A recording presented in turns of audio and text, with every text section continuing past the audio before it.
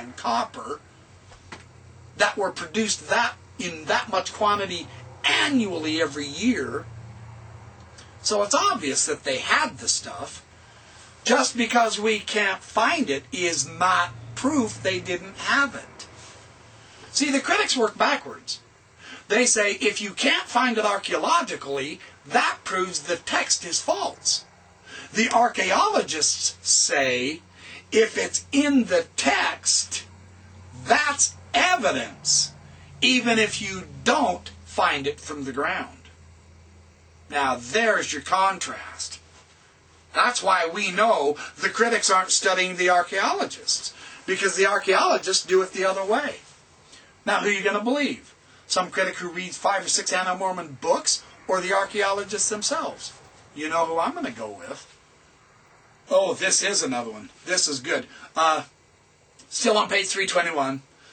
Sorry I don't have a polished speech, but you know me. I'm the backyard professor, man.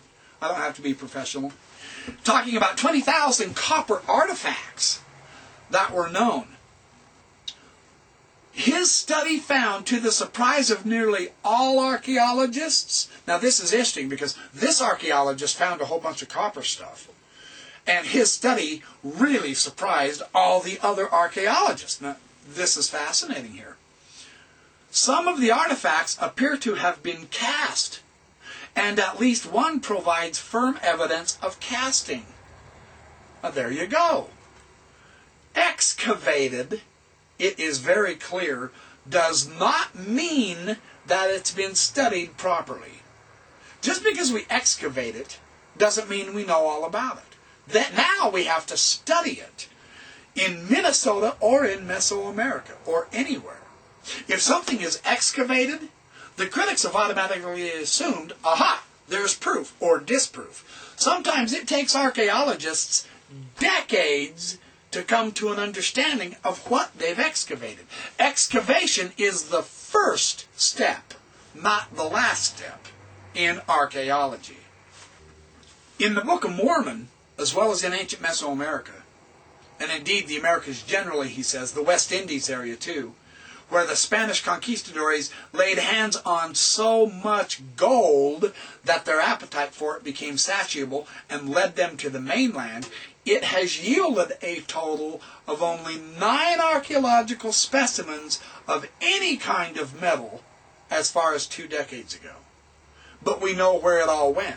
You see, the archaeology, we are never going to find the 192 tons of gold in Mesoamerica because the Spanish took it. But that's not proof they didn't have a great abundance of gold, as Nephi said in the Book of Mormon. Daniel Ruben de la Borbolla made the same point about the weak representation in museums of what the Spanish record emphasizes was a great deal of Tarascan gold. We don't have it in the museums. Why? Because they melted it down. They reused it. That's the historical answer. Bray emphasizes for the Americas generally. Here's what this scholar says. He says, how inadequately the archaeological discoveries reflect the actual ancient situation regarding metalworking. Did you get that? We know they worked in metal, but the archaeology record doesn't show it adequately. So, how can you use archaeology to prove anything against metals in the Book of Mormon? This scholar says it doesn't reflect the actual reality. This is why I keep repeating, to Mormons and critics, it is time to study the archaeologists. If you're going to use archaeology, then you better know what you're talking about.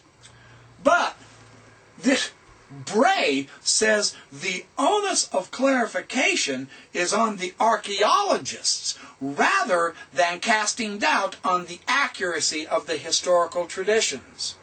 If we are ever to get an accurate picture of Aboriginal metal technology, he says, archaeologists must be persuaded to look for foundry sites. Unfortunately, Spanish eyewitnesses, show that such craft sites were small, unobvious, and apparently rarely located within the types of settlements routinely investigated by the archaeologists. Compare the statements of Earl R. Cayley and Dudley T. Easby Jr. They say, direct archaeological evidence of smelting operations is rare in pre-Columbian conquest Peru and unknown in Mexico for all practical purposes. That does not mean that there were no smelting operations, however. Quite surely there were, but that their locations have yet to be discovered due to inadequacies of archaeological strategy and technique. That changes all of the critics' assumptions and arguments against the Book of Mormon. That's page 322 of John Sorensen's analysis. Review of Books on the Book of Mormon, Volume 6, Number 1, 1994. It's free on the Farm's website at the Neil A. Maxwell Institute. You can read this yourself. Don't take my word for this. Don't you dare take my word for this. You want to see the nature of archaeology and the Book of Mormon? Go get it. It's free. You'll see why I'm not persuaded by the critics' arguments. They are not understanding archaeology. They are not understanding the Book of Mormon. Now that's not to argue that I am, but I've got scholars and sources here all over the flippin' place showing us the archaeologists' work, showing us the historians' work, showing us the Latter-day Saint scholars' work on both archaeology, history, and the Book of Mormon, and they are not coming to a negative conclusion against the Book of Mormon. Now, why is that? Who are you going to believe? The critic who reads 7 or 8 anti-Mormon books? And I can promise you, the silly anti-Mormon arguments, I mean the deliberate anti-Mormons, there are getting to be some decent critics against the Book of Mormon. Very, very rare. They even won't deal with archaeology, though. But who are you going to believe? Some guy who reads 7 or 8 anti-Mormon books and pretends he's Mr. Johnny Authority on archaeology in the Book of Mormon? Or are you going to actually go read the archaeologists and anthropologists and Mesoamerican scholars and LDS scholars yourself? Are you going to read the Book of Mormon yourself? Or are you going to rely on what someone else says it says? And what it means? That's the fun of having critics address our Book of Mormon. I want to thank you, critics. I am truly sincere. Thank you for helping us look closer, in more detail, with greater care, into the Book of Mormon, so that we can see what it says and what it doesn't say. Each side is critical to understanding what it means. It's the same with archaeology. It's the same with history. We're dealing with a complex subject. If we don't know the strengths and the weaknesses of these subjects, we cannot have a rational discussion. We cannot deal with reality. Everything we come up with is going to be a tissue of fantasy. Do you want reality? Then you've got to study. Do you want to understand the issues?